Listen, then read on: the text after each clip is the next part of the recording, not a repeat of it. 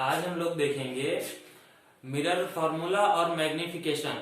अगर mirror formula की बात करें तो ये कॉन्वेक्स मिरर और कॉनकेव मिरर के लिए दोनों सेम होगा।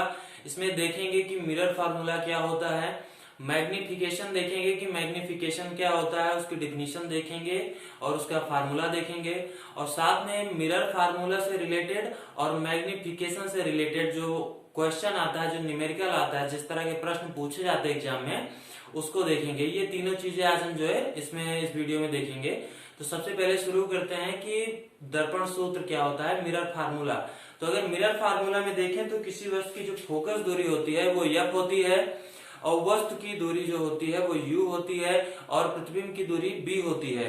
तो इनसे रिलेटेड जो फार्मूला होता है वो होता है 1/f equal to 1/b plus 1/u। अगर इसको डेफिनेशन को देखें तो कहा जाता है कि यदि f फोकस दूरी का गोलीय दर्पण u दूरी पर रखी कोई वस्तु का प्रतिबिंब v दूरी पर बनाता है तब u b f में रिलेशन होगा 1/f equal to 1/v plus 1/u।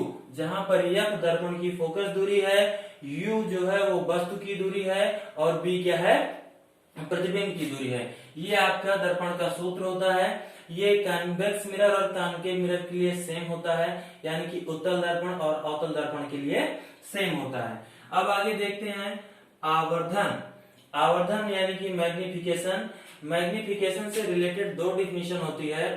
एक होती है कि किसी दर्पण द्वारा बनाए गए प्रतिबिंब की लंबाई तथा वस्तु की लंबाई का अनुपात आवर्धन क्षमता कहलाता है, आवर्धन कहलाता है।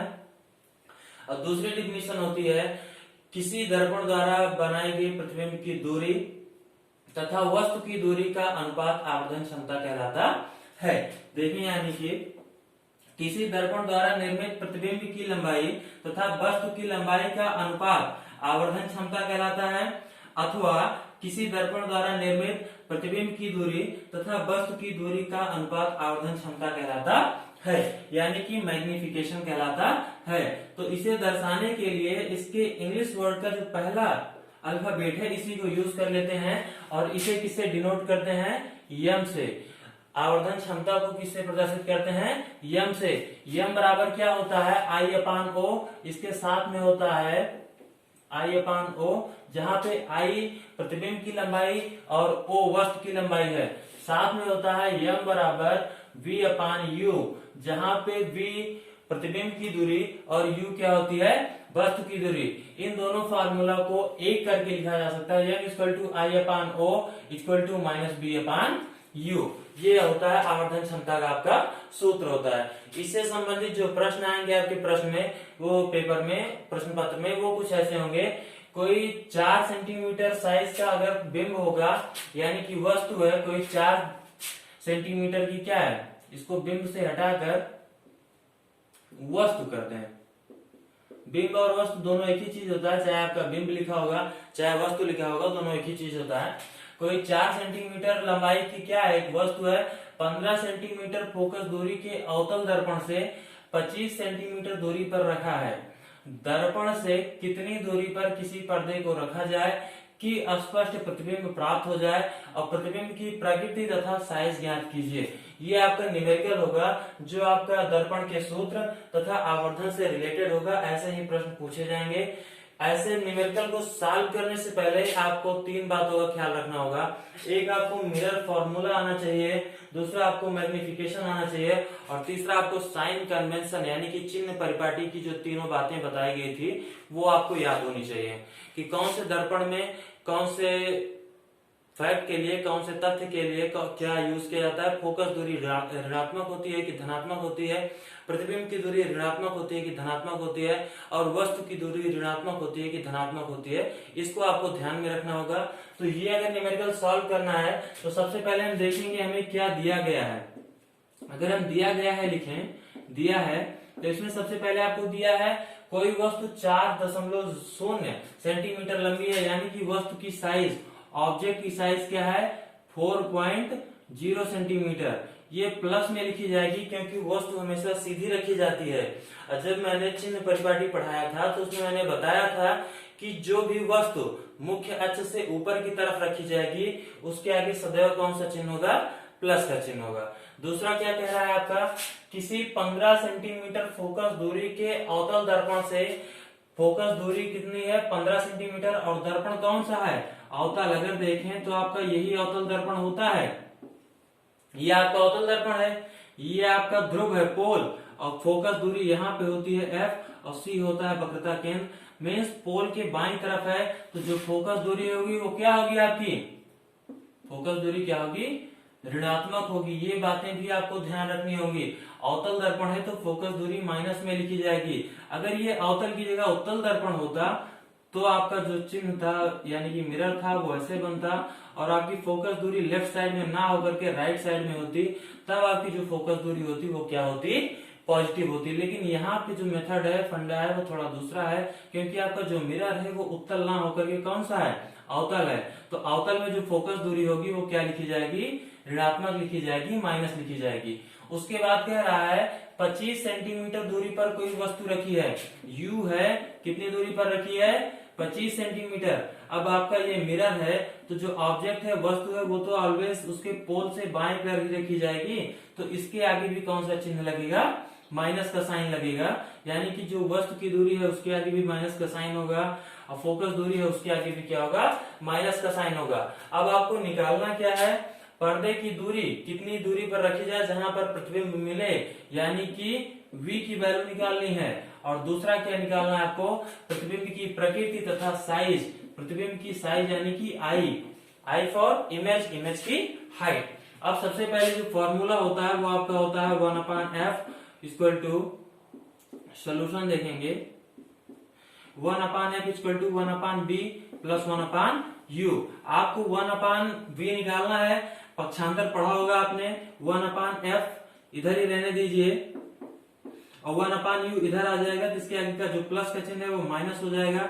1/f minus 1/u equal to 1/b। Value उठा के रखेंगे तो ये हो जाएगा 1/-15, ये हो जाएगा माइनस 1/-25 इक्वल टू 1/b।